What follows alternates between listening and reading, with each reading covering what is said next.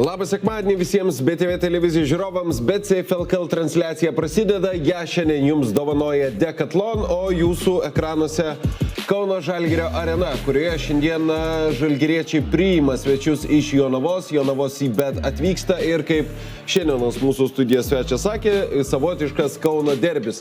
Virginijus Sirvydis. Labas, Virginijau. Labas, malonu. Smagu tave matyti ir šiandien taip jau sutapo, tik tai važiuodamas čia pasižiūrėjau iš šio vakaro transliacijų grafiką ir pamačiau, kad 4 komandos šiandien mūsų laukia, su kuriomis tu visomis esi susijęs. Žalgiris, nes rungtyniauja tavo sūnus Virginijus Sirvydis, Jonava, nes esi buvęs trenerio asistentas, antras šio vakaro mačas Utena, kurios vyriausių trenerių esi buvęs, ir Kėdainių Nevėžis OptiBet, kur irgi esi buvęs trenerių sistemui. Taip. Iš kurio miesto smagiausi prisiminimai? Aišku, Kaune negali gal labai lyginti, bet... Jo, dar nedirbau tenais. Bet šiaip tai Jonavoj, daug sentimentų ten užaugęs, praleistas sezonas, daug draugų, tai faktiškai mano miestas.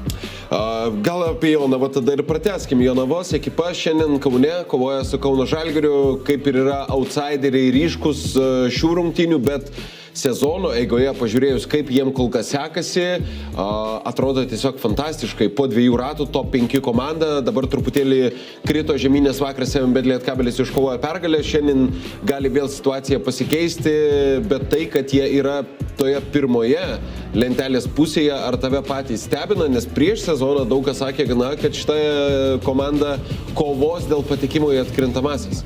Labai džiugu iš tikrųjų, kad tokie geri rezultatai. Jauni žaidėjai visi alkani, tai vien tas džiugu, kad jie pagaliau pradėjo rodyti tą gerą žaidimą. Iš tikrųjų, galbūt dauguma komandų nekreipė dėmesio ten kaip Venskus, ar ten Simas Jarumbauskas, ar Arlauskas. Tai pagaliau surado tą terpę, kurioje labai gerai įsipaišė ir treneris, ir visi tą sistemą atitiko ir labai geras bendras darbas. Tai labai džiugu. Čia turbūt turėtume atiduoti duoklę ir Mantui Šerniui, kuris tuo jaunimu pasitikė, moka, tau pačiam teko su juo kažkur tai susidurti, dirbti? Ne, dirbti neteko, bet jisai buvo, man atrodo, U16 ar U17 2000 metų treneris.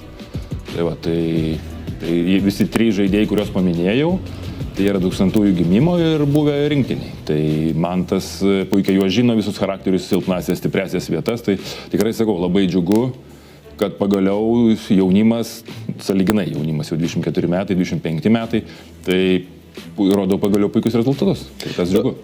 Deividas Sirvydis irgi tos kartos, pavadinkim, ar ne, 2000 metų rungtyniauja Kauno Žalgirį, pirmas jo sezonas.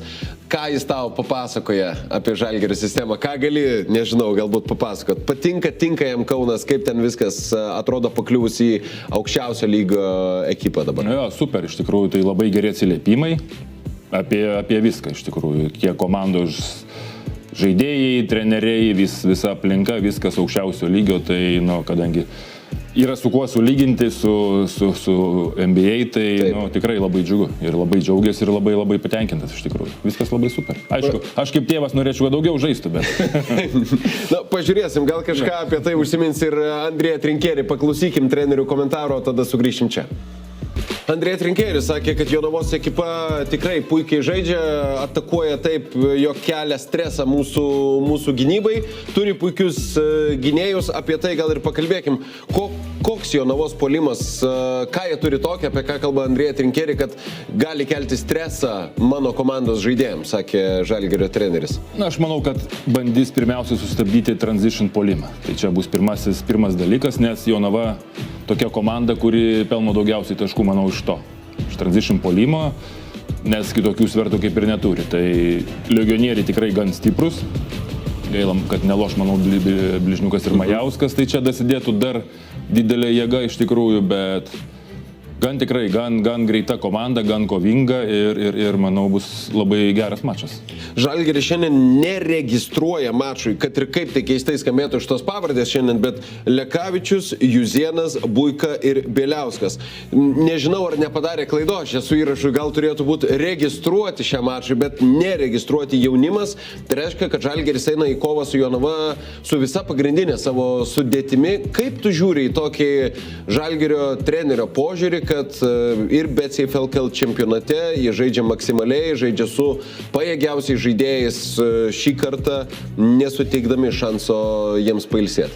Aš manau, kad daug didesnė bus rotacija, turėtų pagal viską jungti ir Mitchell, ir Meneką iš tikrųjų. Į tą juos daugiau biškiai apžaidinėti, nes, vis tiek, tas labai svarbus momentas ir Eurolygo, ir artėja playoffai LKL-o, tai reikalinga pilna sudėtis. O tas jėgų taupimas ar dar kažkas, tai vakar buvo labai geras pavyzdys Rytas Lietkabelis.